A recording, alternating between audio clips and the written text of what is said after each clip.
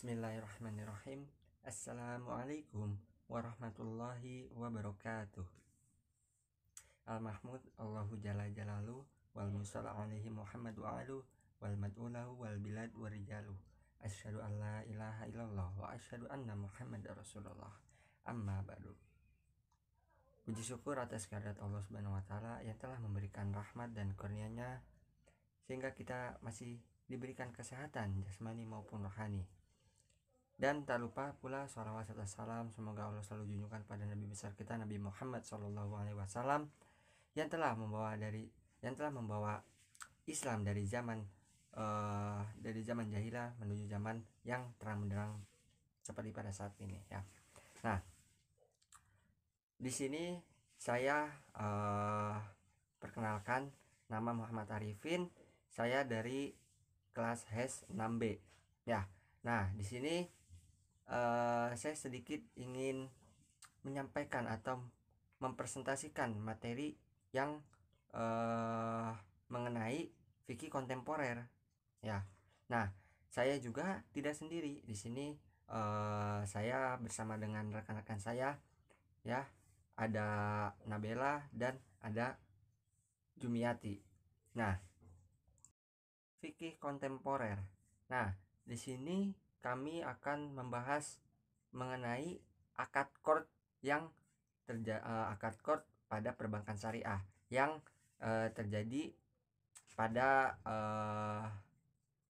saat ini gitu ya, pada saat ini. Nah, akad qard ini yaitu akad tabaru. Nah, ada dua jenis akad. Yang pertama akad tabaru dan akad tijari. Nah, untuk akad tabaru ini akad yang tidak untuk mencari keuntungan saja gitu ya, tetapi mencari ridho Allah Subhanahu wa taala. Nah, untuk akad tijari yaitu akad yang notabene akad yang bertujuan untuk mencari keuntungan gitu. Seperti apa? Seperti akad jual beli ya, yang memang mencari keuntungan. Berbeda dengan akad tabaru ini ya. Nah, akad qard ini termasuk akad tabaru. Nah, apa sih akad qard dan apa rukun dan syarat akad qard? Bagaimana skema atau bagaimana penerapannya pada perbankan syariah? Nah, itu yang akan kami bahas. Nah, untuk itu kepada pemateri yang pertama dipersilahkan oleh Kak Nabela yang akan menjelaskan apa itu akad qard. Bismillahirrahmanirrahim. Saya Nabila Maratu Solehah dari kelompok 7 ingin menjelaskan tentang pengertian dan dasar hukum qard. Qard dalam bahasa yaitu qata'a yang artinya memotong. Secara istilah, qard merupakan akad peminjaman harta kepada orang lain dengan adanya pengembalian. Adapun qard secara terminologis adalah memberikan harta kepada orang yang akan memanfaatkannya dan mengembalikan gantinya di kemudian hari.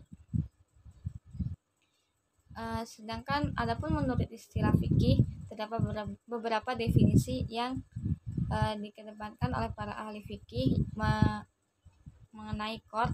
Yang pertama yaitu menurut mazhab Syafi'i, al-qard menurut syara berarti sesuatu yang dihutangkan, yaitu pemberian kepemilikan sesuatu dengan pengembalian yang serupa. Dan yang kedua yaitu menurut Hanafi, al-qard ialah pemberian harta tertentu untuk dikembalikan sesuai padanannya dan diisyaratkan agar pinjaman berupa sesuatu yang serupa. Dan yang ketiga yaitu menurut Malikiyah, al-qard ialah pembayaran seseorang kepada orang lain terhadap sesuatu yang memiliki nilai materi dengan tanpa kelebihan syarat pengembalian hendaknya tidak berbeda dengan pembayaran. Nah, dari beberapa definisi menurut para ulama dapat disimpulkan bahwa pengertian qard adalah memberikan harta kepada peminjam untuk dimanfaatkan dan dikembalikan di lain waktu sesuai dengan perjanjian yang telah disepakati. Yang selanjutnya yaitu adapun dasar hukum qard. Yang pertama yaitu menurut Al-Quran, Quran Surat Al-Hadid ayat 11 yang artinya, siapakah yang mau meminjamkan kepada Allah pinjaman yang baik, maka Allah akan melipat gandakan pinjaman itu untuknya dan dia akan memperoleh pahala yang banyak. Dan adapun menurut Quran surat Al-An'am ayat 89 yang artinya barang siapa yang membawa kebaikan maka ia memperoleh balasan yang lebih baik daripadanya, sedang mereka itu adalah orang-orang yang aman, tentram daripada kejutan yang dahsyat pada hari itu.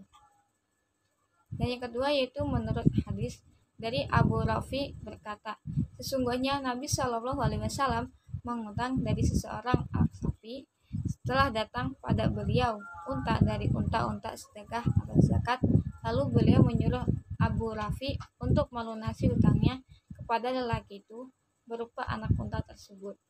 Kata Abu Rafi, tidak saya dapati selain unta yang baik yang berumur 6 tahun masuk 7 tahun atau rabaiyah. Lalu beliau bersabda, berilah dia unta yang baik dan besar itu, karena sesungguhnya sebaik-baiknya orang adalah orang yang paling baik cara melunasi hutangnya. Hadis riwayat Muslim. Nah, dari hadis berikut menjelaskan bahwa qard adalah perbuatan yang dianjurkan dan pengembalian yang lebih baik itu diperbolehkan apabila tidak disyaratkan sejak awal serta merupakan inisiatif dari orang yang berhutang, bukan permintaan dari orang yang memberi hutang. Dalam hadis ini Allah bahkan memberikan peringatan kepada hambanya yang berhutang hendaklah ia melunasi hutangnya dengan baik. Sekian presentasi dari saya, selanjutnya akan dilanjutkan oleh Umum. Nah, terima kasih kepada Kanabela yang telah menyampaikan apa itu akad qard. Nah, lanjut kepada pemateri selanjutnya yaitu mengenai rukun dan syarat akad qard ya, yaitu oleh Ibu Jumiati, dipersilahkan. Syarat dan rukun qard. Qard dapat berlaku dengan sah jika semua pihak yang terlibat memenuhi syarat dan rukunnya.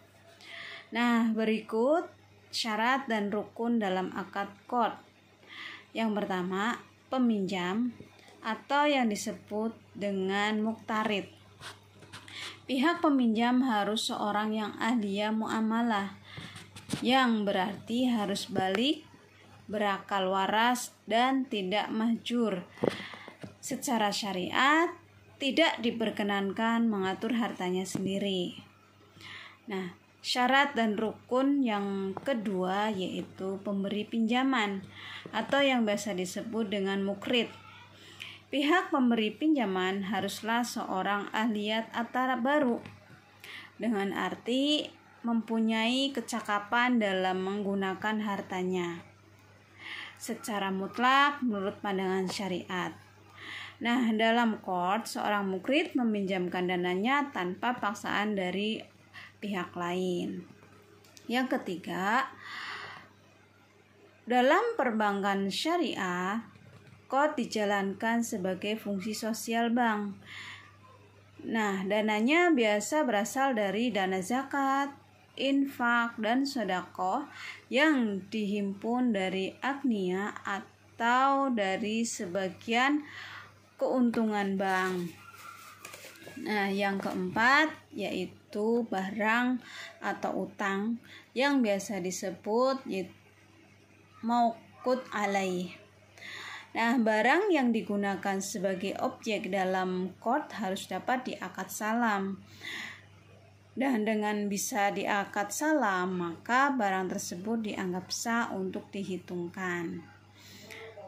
Nah, syarat dan rukun yang kelima yaitu ijab qabul atau yang biasa disebut dengan zigot. Dalam ucapan ijab qabul harus dilakukan dengan jelas dan dapat dipahami oleh kedua pihak sehingga tidak menimbulkan kesalahpahaman. Nah, dalam perbankan syariah, akad qard memiliki beberapa syarat sebagai berikut. Yang pertama, bank yaitu pihak yang menyediakan dan meminjamkan uang. Yang kedua, nasabah yaitu pihak yang meminjamkan uang tersebut dari bank. Yang ketiga, gambaran usaha penjelasan mengenai tujuan.